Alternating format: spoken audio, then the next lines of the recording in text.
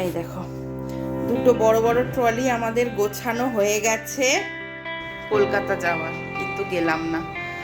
যাই হোক, সবকিছু তো আর একসাথে পাওয়া যায় না, সেগুলো আবার বার করতে হবে। সব বার করবো না, যেগুলো দরকার হবে সেগুলোই শুধু বার করবো। রকমের মাছ নিয়ে এসেছি। Good morning friends, welcome back to my channel. এখন হচ্ছে 11:30 বাজেনি, 11:20 বাজছে।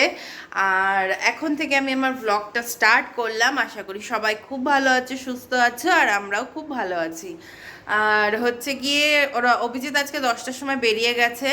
অভিজিৎকে রুটি করে দিয়েছি, তরকারি তো করাই ছিল, তো সেই জন্য খুব একটা ঝামেলা হয়নি, শুধু রুটি করতে হয়েছে। আর ওই কালকে রাত্রিরে বিরিয়ানি খেয়েছিলাম বলে সকালবেলা দেখছি পেটটা ভীষণ ভার হয়ে রয়েছে। আর অভিজিতেরও তাই। অভিজিৎ তো প্রথমে মানে আমি কি বলবো, ও আগেই ঘুম থেকে উঠেই বলে দিল আজকে আমার জন্য কিছু ব্রেকফাস্ট বানাবে না। আমার কিন্তু পেটে একটুও জায়গা নেই।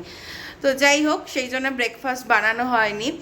আর হ্যাঁ, তোমাদেরকে একটা জিনিস বলার আছে, দাঁড়াও দেখাচ্ছি তোমাদেরকে, ওয়েট।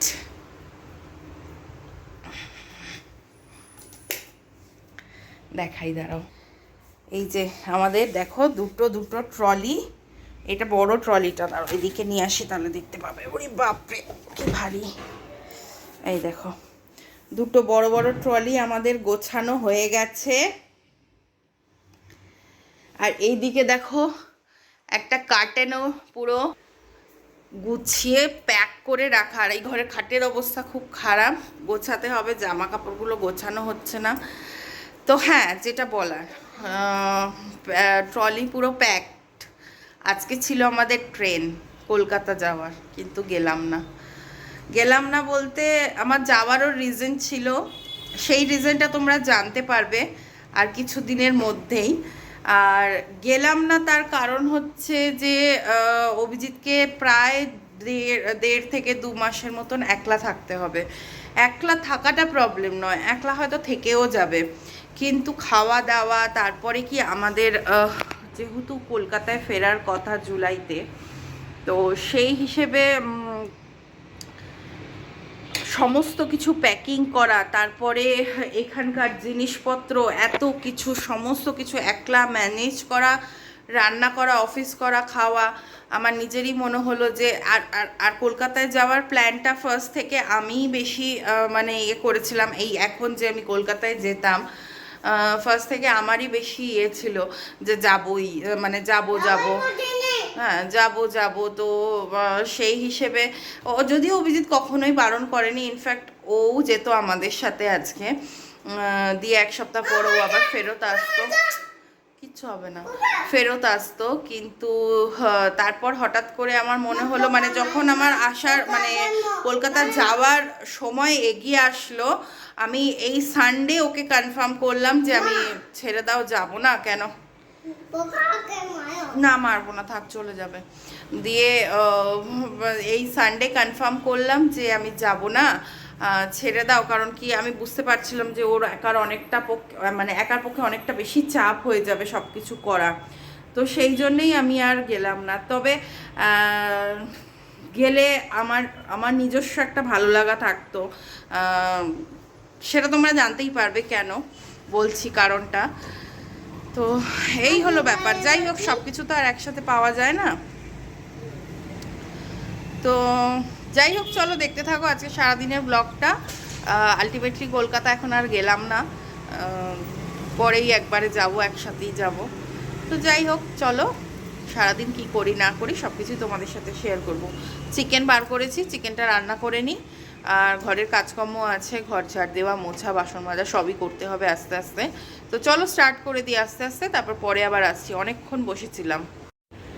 আর হ্যাঁ, টিকিটটাও কিন্তু আমাদের কাটা হয়ে গেছিলো, তো সেই হিসেবে টিকিটটা ক্যান্সেল করা হয়ে গেছে। তো এটা বলতে ভুলে গেছিলাম, টিকিট ক্যান্সেল করেছি সোমবার দিন রাত্রিরে। তোমাদেরকে ইচ্ছা করেই কিছু বলিনি, আমি ভাবলাম একদম যেদিনকার ট্রেন থাকবে সেদিনই তোমাদেরকে বলবো যে আমার ট্রেন আজকে মানে ছিল, আমি যেতে পারিনি আর কি, সেটাই হচ্ছে ব্যাপার। যদি আজকে যেতাম তাহলে এতক্ষণে আমরা ট্রেনে। তো যাই হোক, চলো দেখতে থাকো। তো গাইজ, আজকে আবার অনেকক্ষণ পর এসছি তোমাদের সাথে কথা বলতে। সমস্ত কিছু কাজ কমপ্লিট করে রনকে স্নান করতে দিয়ে এসেছি। আজকে দেখে নাও সব কিছু কাজ কমপ্লিট করে, এই যে রান্নাঘর পুরো পরিষ্কার, তারপর বাসন মাজা হয়ে গেছে, ঘর দুয়ার সব পরিষ্কার টরিষ্কার করে ভাবলাম যে তোমাদের সাথে এবার কথা বলতে আসি। আর দেখো তোমাদেরকে একবার দেখিয়ে দিই, চিকেন রান্নাটা একদম কষা কষা করে করেছি, কারণ রুটি দিয়ে খাওয়া হবে তো তো সেই জন্য কষা কষা করেছি। এবেলা আমি কালকের ওই বড়ার তরকারি একটু রয়েছে, মাছের ঝোল রয়েছে পরশু দিনের সোমবারের বোধহয়, মাছের ঝোল রয়েছে, সবই রয়েছে, সেগুলো দিয়ে আমি এইবেলা খেয়ে নেব। আর ওবেলা চিকেন দিয়ে রুটি খাবো। তো চলো দেখিয়ে দিই তোমাদেরকে চিকেনটা একবার। এই যে আমার চিকেন কষা, আলোয় নিয়ে গিয়ে দেখাই তাহলে বুঝতে পারবে। এই যে কেমন হয়েছে বন্ধুরা জানিও দেখে চিকেন কষাটা। আর রণ স্নান করছে, রণ স্নানটা হয়ে গেলে আমি ওকে খাইয়ে দেব, তারপর আমি স্নানে যাব। তো যাই হোক চলো দেখতে থাকো, আবার পরে আসছি। তো গাইজ আমার খাওয়া দাওয়া কমপ্লিট, এখন 4টে বাজছে। কমপ্লিট করে এই বসলাম একটু, বসে তোমাদের সাথে কথা বলবো বলেই বসলাম আসলে। এবার যাব, গিয়ে শোবো, একটু শুয়ে একটু রেস্ট করব, এই তো আর কি। আবার একটা কাজ আছে, সেইটা হলো ওই সব তো ট্রলির মধ্যে ঢুকিয়ে দিয়েছিলাম আলমারি খালি করে, এবার সেইগুলো আবার বার করতে হবে। সব বার করব না, যেগুলো দরকার হবে সেগুলোই শুধু বার করব, কারণ আবার তো গোছানোর ব্যাপার আছে, তো সব বার করে খালি করবো না। রনরও সব জামা কাপড় ভেতরে ঢুকিয়ে দিয়েছি, রনরটা তো অ্যাটলিস্ট বার করতেই হবে, বিকজ ওরটা তো লাগবেই। তো এই হচ্ছে ব্যাপার স্যাপার।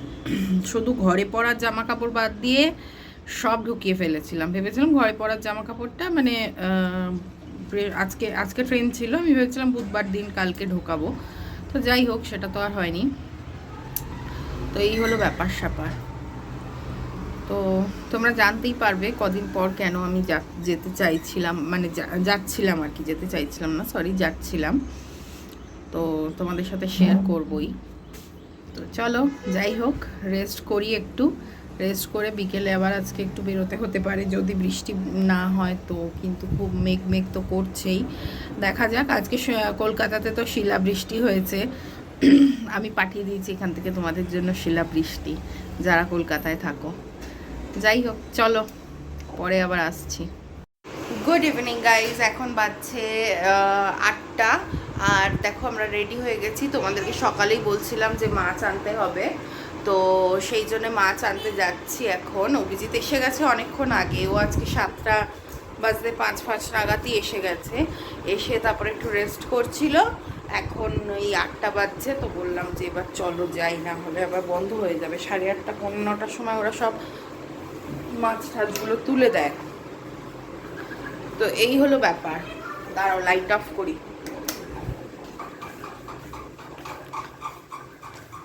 তো যাই হোক চলো, ওই যে ওখানে বসে আছে রেডি হয়ে, ওই যে রেডি হয়ে বসে আছে ওরা। আর চলো আমিও যাই এবারে তাড়াতাড়ি করে, টাটা, পরে আসছি। তো গাইজ বাড়ি চলে এসেছি আমরা, আর মাছ নিয়ে এসেছি, 2 রকমের মাছ নিয়ে এসেছি।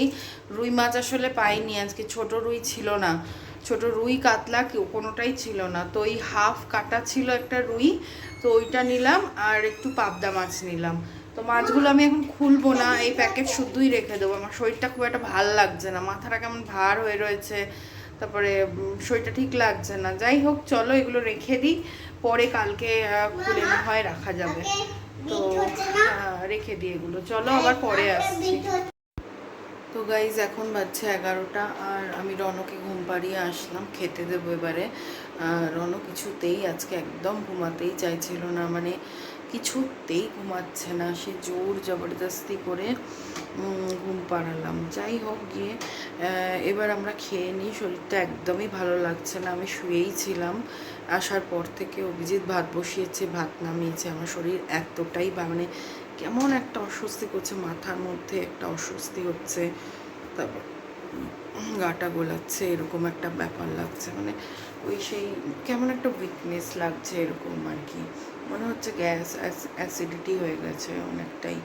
তো যাই হোক আমি এবার ভাতটা বাড়বো, ভাত বেড়ে ভাত খেয়ে ঘুমিয়ে পড়ি, তাহলেই হয়তো ফ্রেশ হয়ে যাব।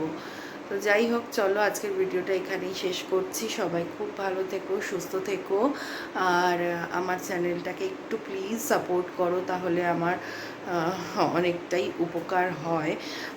আশা করি যারা ইউটিউবে আছো বা ইউটিউবের ব্লগ দেখো তারা সবাই জানো যে তোমাদের সাপোর্টটা কতটা দরকার, কতটা বেশি ইম্পর্টেন্ট তোমাদের সাপোর্টটা, সেটা আশা করি সবাই জানো। তো সেই ভেবেই একটু পাশে থাকার চেষ্টা করো, পাশে থাকো, তাহলে খুব খুশি হব। আর কালকে আবার আসছি নতুন একটি ব্লগ নিয়ে। Tata, good night.